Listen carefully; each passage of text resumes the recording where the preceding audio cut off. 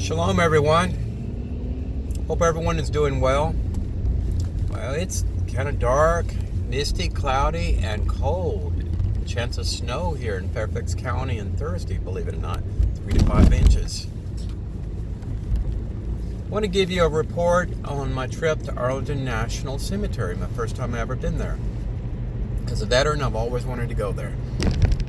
Like many people, we've seen videos, we've known about war veterans have died in Afghanistan and Iraq, buried there. Past president like JFK is buried there. Seen pictures. We all have that tug in our heart, especially if we're patriotic Americans or veterans, about being close to those dead soldiers in their memory, their sacrifices they made for this country. But I want to report that there's many different types of people there. There are men and women. There are literally families there. I saw tombs of children, believe it or not. There are soldiers, all branches of the military there, going on back to World War I. We just had Armistice Day, 100-year anniversary of World War I. There are a lot of Christians there. They have symbols of the cross there. There are Wiccans there, believe it or not. They are Koreans and their belief system that are there. Buddhist. And lastly, there are Jews. There are Jews that are buried there. And Arlington National Cemetery is a unique type of cemetery because it's public property. It's run by the federal government. It's managed by the federal government under their federal authority. It's a historical landmark going back to 1954. What the problem area is that the Jews that are buried there, at the end of the day, they're generally forgotten. They're kind of blended in with the other tombs and the other soldiers and the other nurses and other religions and races or whatever. That may be good or bad because at the end of the day, we die as a vet, we die together, we die in that team concept. But still, you're a Jew. And there's some Kohen there. In fact, my wife and daughter and I went through many, many rows of tombs, the white tombs. It's really, it really takes you back to see I think there's about 4,000 tombs out there. And we found 2 Jewish tombs beside each other that had starred David. Charles Kohen and his wife Ella Kohen, and they served in World War II. Not anyone, not just any veteran, gets to go in Arlington. There has to be congressional approval and presidential declaration, certain valors of accomplishment in the military duty, Purple Hearts, these kind of things. Award you the privilege of being buried there if you choose to be buried there. And some Jews have chosen to be there. Well, with Orthodoxy, you have to do things just right to bury a Jew in a Jewish cemetery. There are certain rites of passage, per se, where you're interned there. There are certain prayers. There's certain. You have to have a minyan. You have to have a certain number of people there to have even a prayer for Kaddish, per se. Well, what do I do as a Jew, as an Orthodox-minded Jew? I'm with Chabad, representing my Chabad shul in Fairfax as a veteran. What do? Do I just go there and ride the tour buses around and check out JFK's monument? Do I wait on another rabbi to come and show respect for Jewish American vets that are buried there?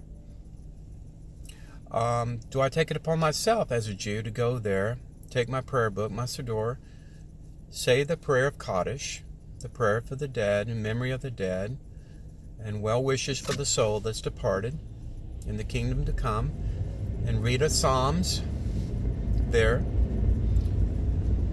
and do it myself, or wait for someone else to do something that Hashem has called me personally to do? And I felt very passionate about this. I went there.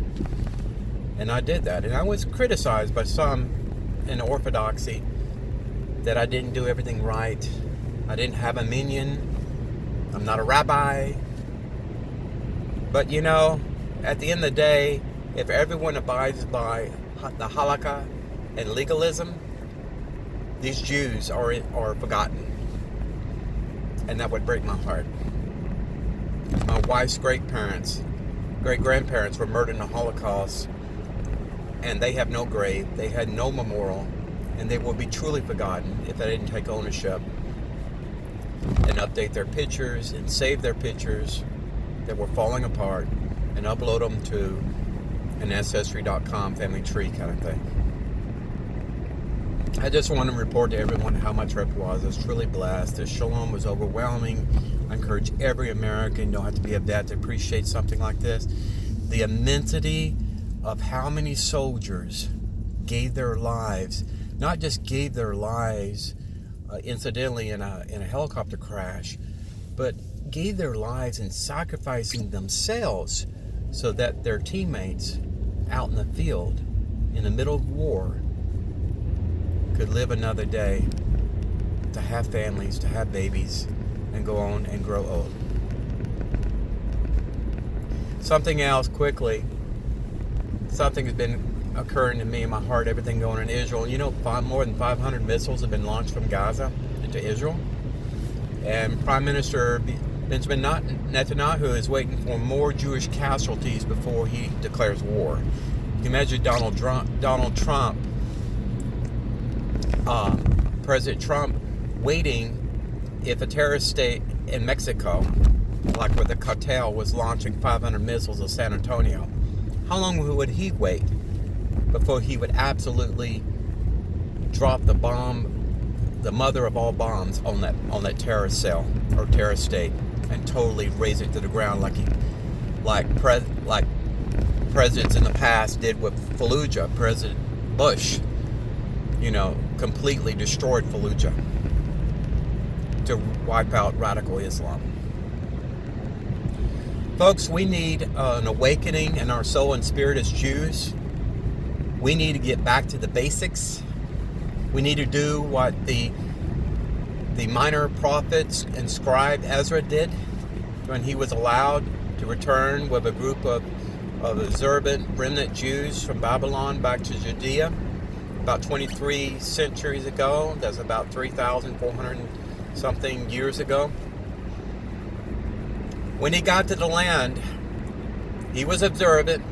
He was orthodox in the way that they perceived orthodox back then. He copied Torahs. He wrote Torahs and knew the Torah inside and out. When he got there, his heart broke, and he noticed the Jews there were not Jews anymore. They were become something other than Jewish. They weren't circumcised. They were intermarried with foreigners of the land, so-called Samaritans. They were not reading the Torah. They didn't have access to the Torah. They didn't even speak Hebrew. They were almost totally assimilated with Syria, Assyria at that time. Of course, Jerusalem, its walls were partially destroyed. The temple was a waste heap. There had wild animals across the area. So Ezra did the right thing, like I did the right thing. God called him to clean up the mess there. And he woke them up by getting up on Temple Mount and reading to them the Torah admonitions from the prophets of old, what would happen to Israel if they disobeyed the laws and covenants of Mashiach. The people wept. The majority of people listened to him. They heeded him. He ordered them to divorce their interfaith wives and to marry Jews. He ordered the men to sacrifice themselves and their boys. He ordered them to return to the laws in Leviticus and Deuteronomy. Sorry, I'm in traffic, driving safely. He ordered them all these things. And there was some infighting there. You can imagine if you were married to someone for 20 years who was not Jewish, and he said, you're not allowed to marry someone that's not Jewish, and he mandated like a rabbi, as a leader, I'm giving you a divorce writ right now, end your marriage. Imagine what that did to families back then. Can imagine the head rabbi ordering every Jew in Israel who was married to an interfaith spouse to immediately divorce their wives. You have to understand, don't shoot the messenger Ezra.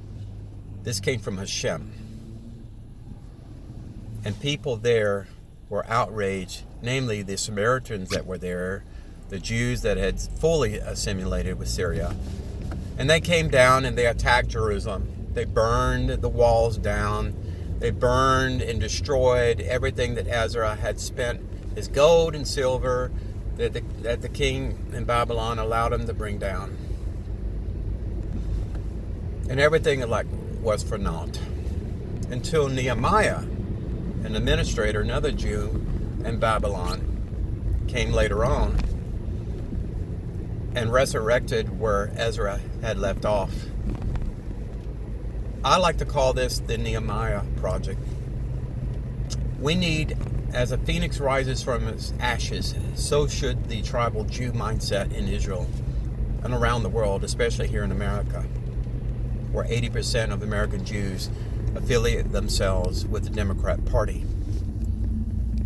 We need a Nehemiah project in America to revitalize the Jewish people as a revival of sorts, to return to tribal Israel. Don't wait for the Mashiach to come to fix stupid. We need to build the road for the Mashiach. We need to build the bridges for the Mashiach. We need to prepare our lives. You say Yom Kippur, we say Yom Kippur, we say Avinu Malkeinu every year, redundantly sometimes. And we don't know what the impact is in our lives next year when we continue doing the same thing. BB status quo in Israel. I know this is long. I don't know what your attention spans are. But I wanted to get this out to you. Benjamin Netanyahu, if you hear me, or Jews in Israel, if you hear me, read about Nehemiah, read about Ezra, read about the issues they had and positive change there. That change that came from above Nehemiah and Ezra, the King of Kings. Israel needs to be shaken up by its roots. Don't wait for the Mashiach to do it, because it will be extremely painful then. You think Ezra was tough on the Jews then? You think the Maccabees were tough on the Jews then? Who had fire in their belly, who were lions of Judah. Wait till the Mashiach comes. He's not going to be a shepherd. He's going to be a warrior. Shalom Aleichem.